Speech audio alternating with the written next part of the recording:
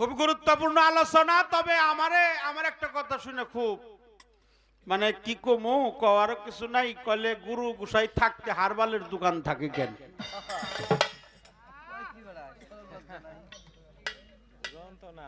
এইটা কইছে এটা হারবালের দোকানে যাও না, কারণ আছে। লেখা হয়েছিল হারবাল। ও পিসাব বাড়ি গেছে, পিসাব বাড়ি গেছে। হ্যাঁ, পিসাবের উরস যাই আজকে বুরহান চান্দের দরবারে কি হইতেছে? বাৎসরিক উরস। উরস শব্দের অর্থ কি? মিলন মেলা। কেউ দেখেন সামিয়ানা টানাইতেছে, কেউ মানুষের খাওয়াইতেছে, কেউ পায়খানা পেশাবখানা পরিষ্কার করতেছে, কেউ খড়কুটা বিছাইতেছে, কেউ শিল্পীকে চা খাওয়াইতেছে, পান সিগারেট দিবান হইছে, আবার কেউ আইয়া গরুর মাংসের খিচুড়ি খাইয়া ও ঘুমাইছে। জিজ্ঞাসা করতে বাজান আর তরিকার ভাই আসতে পারে নাই, তারপরের দিন গেছে পিসাব বাড়ি গেছিলেন, গান গাইলো কারা? কয় আমি তা তো কই হারুম না। কয় আরে আপনি না পীর বাড়ি গেছিলেন? কয় আরে আমি কটা খাইয়ে ঘুমাইছিলাম। কুত্তার নাগাল 3.5 পেজ দিয়ে ও খাইয়া নিয়ে ওই হইছে। ও তো ওইটি জ্বরে, ওইটি পরে, ওইটি আর ওরই জান্না বললো হারবালের দোহানি।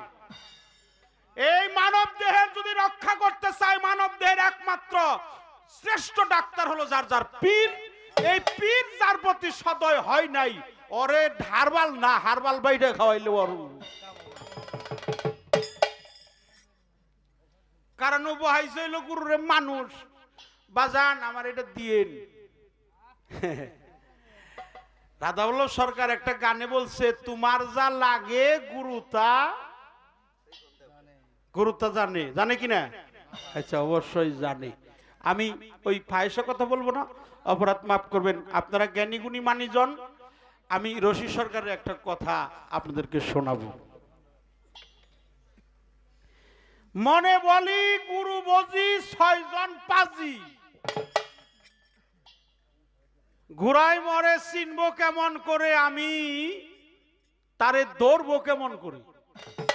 রাত্র প্রভাত ভোরের বেলা গৃহ কাজে বিষম জ্বালা, সন্ধ্যা হলে ক্ষুধার জ্বালা, খাইলেই ঘুমে ধরে, কামিনী কাঞ্চনের কুলে রাত্র যায় ভেবারে, কি হবে আমার হেলায় হেলায়, দিন তো গেল অবহেলায় না কর্ম করে। আমি চিনবো কেমন করে তারে। আচ্ছা, কারে চিনবেন আপনি? চিনবেন কারে? দেহের 6টা সত্তা, 6টা শত্রু। সনাতন ধর্মে বলেছে দেহের 6টা অসুর। আমাদের ইসলাম ধর্মে বলেছে মানব দেহের মধ্যে ষড়রিপু। অনেকেই কয় ষড় মানে 6, আর সাধকরা বলছে প্রত্যেকটা স্বরের স্বরেই রিপু, প্রাধান্য দেওয়া হয়েছে 6টাকে। তার একটা কাম, কাম করতে কোনো পিসাবরা নিষেধ করে শুনছেন? তবে নিষেধ করে না, কিন্তু কয়ে দেয় বাবা কাম তুমি কইরো, কিন্তু প্রেম শূন্য যাতে না হয়, তোমার দেহ যাতে অটল থাকে, ওটা যেন সুটল বা টলের মধ্যে না পড়ে। একটা টল, একটা অটল, একটা সুটল, একে একাশ্বর, দুয়ে ধ্বংস, তিনে হলো রক্ষা। অপরাধ মাফ করবেন, বাসরঘর কয়জন হয়? মা বোনের আছেন, বাসরঘরে কয়জন হয়? 2 জন, স্বামী এবং স্ত্রী। কিন্তু সাধক বলছে দালাসনে দিয়ে সে দালেব ধ্যানে দরগা খুদা উঠাইলে মিমের পর্দা দেখবি সেই মিনা বাজার। সাধক সুশীল কয়মান হুঁশিয়ারি, ডুবায়ও না ভাঙা তরি, গুরুকে করে কান্ডারি, যাবি যদি বউ বাজার। মুর্শিদের দেহটাকে নিয়ে গেলে এটা সামাজিকতা রক্ষা করে না, কিন্তু মুর্শিদের দেহ না নিয়ে মুর্শিদের বর্জকটা সম্মুখে করে নিও। তোমার টলবো না, জোরবো না, তুমি তো বর্জকই নাই। কত কিছু দেহে, উনি পিসাব দেহে না। হ্যাঁ, উনি পিসাব দেহেন না। হ্যাঁ, উনি দেহে হইলো হারবালের দোকান, কোন ভালো আছে। গেছিলাম ওই দিনকে, আমি অপরাধ মাফ করবেন, গেছিলাম গাবতলি, উঠছি বড় আমাকে উত্তরবঙ্গের গাড়িতে উঠছি, এক লোক আইসাই না আমার একটা হারবালেরই দিল, তাই না, গাড়িতে গাড়িতে। আমার নগে এক ছেলে আমার শিষ্য কয় বাজান ওটা কি, আমগুলো আমি যেমন হইতাই তা তোর কি, তো ও দেখবো ওরও একটা দিছে, তোর মধ্যে লেখা যে কলিকাতা হারবাল। হারবাল বাইরে খাওয়াইলে ওই রোগ ভালো হয় না, আবার গুরু ইচ্ছা করলেই ভালো করতে পারে। তবে গুরুকে আপনি হে আসনে বসান নাই, তার সাথে যোগাযোগ নাই। গুরুকে বসাইতে হবে কি আসনে? স্বামীর আসনে। স্বামী শব্দের অর্থ কি? মালিক। ভক্তকে আর্থাত্মিক জিজ্ঞাসক গোলাম, শিষ্য সেবক। শিষ্য যখন মুরিদ হয়, আত্মহুতি করে, তখন শিষ্য সেবা করে। কয়জন আমরা সেবা করে দেখছি? হ্যাঁ, সেবা করা এত সহজ? সেবা করছে কারা? ভমর পাগলা। সেবা করছে কারা? বনের পশু। সেবা করছে কে? ভক্ত ক্লাসে এদের নাম চিরজীবনী থাকবো, ইতিহাস যতদিন আছে এদের নাম ইতিহাসের মধ্যে লেখাই।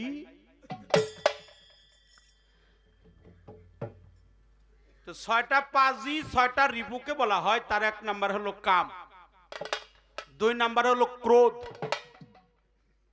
এই মানব দেহটা নষ্ট করার একটা জিনিস, সেটা হলো ক্রোধ।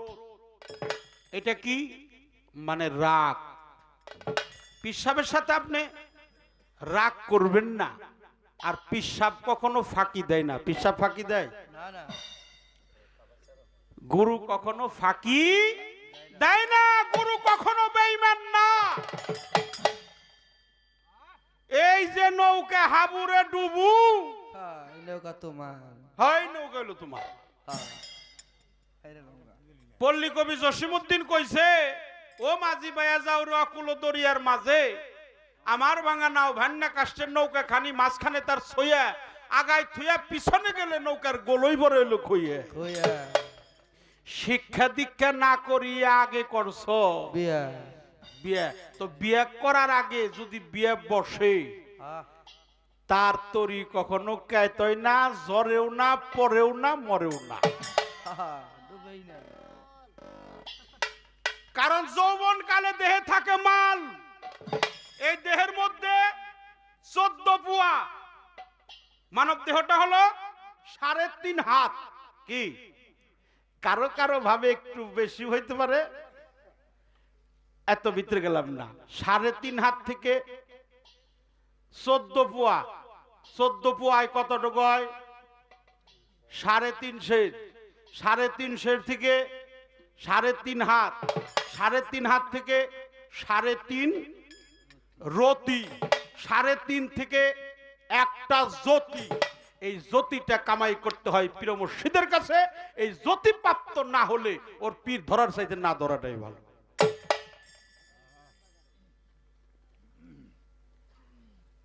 এগুলা কয়ে গেলাম, আমারে আবার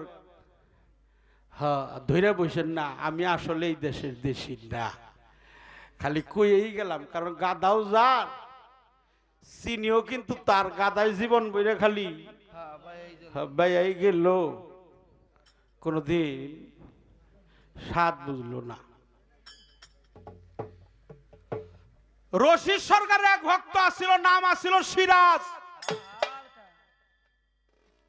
যত ওলিয়া উলিয়া গাউস কুতুব পীর মাশায়েখ সাধুগুরু বৈষ্ণব জ্ঞানী গুণী যোগী ধ্যানী, এদের জীবনী পড়ে দেখছি, এরা প্রত্যেকেই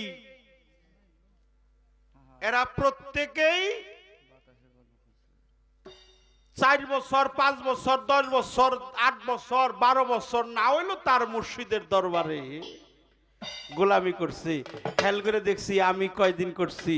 আমি একদিনও করি নাই। তাহলে তাদের সাথে কি আমার তুলনা হবে বাবা? কোনোদিন হবে না। কথাটা একবারে শেষ দেই আমি। 14 পোয়া থেকে 3.5 3.5 থেকে 3.5 হাত, 3.5 হাত থেকে 3.5 রতি। 3.5 রতি হলো একটা জ্যোতি। এই জ্যোতি প্রাপ্তি শান্তি হতে গেলে গুরুর কাছে যাইতে হয়। এই গুরু যদি কৃপা করে সেই পর্যন্ত না পৌঁছে দেয়, এর আগে অনেক কর্ম আছে, না করলে সেই পর্যন্ত গুরু তারে পৌঁছাইতে পারে।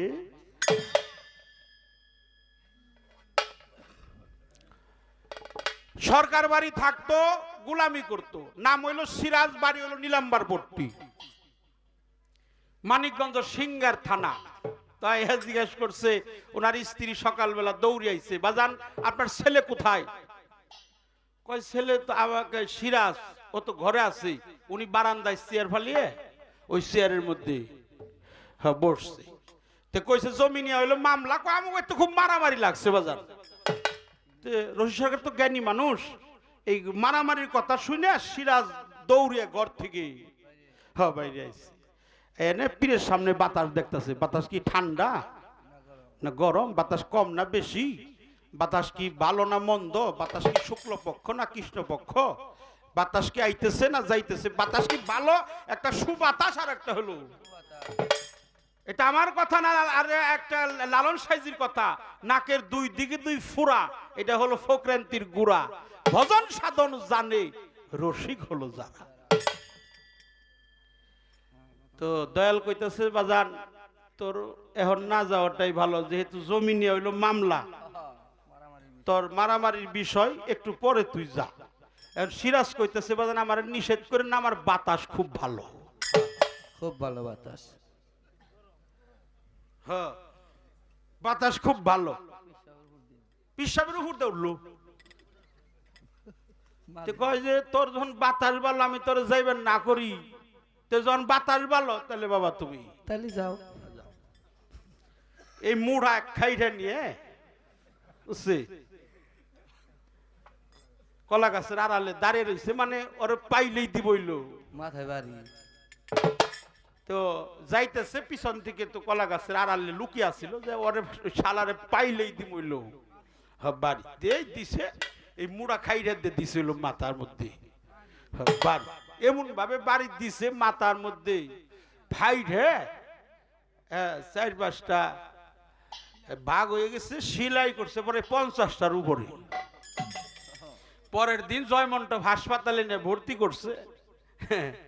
সরকার সাহেবের দরবারে আইছে, তার স্ত্রী কইল বাজান আপনার ছেলের অবস্থা খুব খারাপ। কয় কে ওর তো বাতাস ভালো ছিল, বাতাস বাইর করে হালাইছে। কলে আপনাকে মারফতি বেলায়েতি পেশ আমার বুঝার দরকার নাই, আপনার ছেলে আপনার একটু দেখবো, আপনার দেখবার চাইবেন, মনে চাইলে আপনি দেই গাইছে। ওরা যে দেহে এই সাত্তারের ভাই আনোয়ার ভাইরে নিয়ে যায় ওই হাসপাতালের বেডের কাছে গিয়ে দেখে উড়াক মাথায় সাদা কাপড় দিয়ে হইল ব্যান্ডেজ করছে। ওই মাঠ বলের গুড়ার মতো খালি চোখ দুইটে। হ্যাঁ ভাই, তো যে কইতেছে সিরাজ রে তোর বাতাসের খবর কি রে?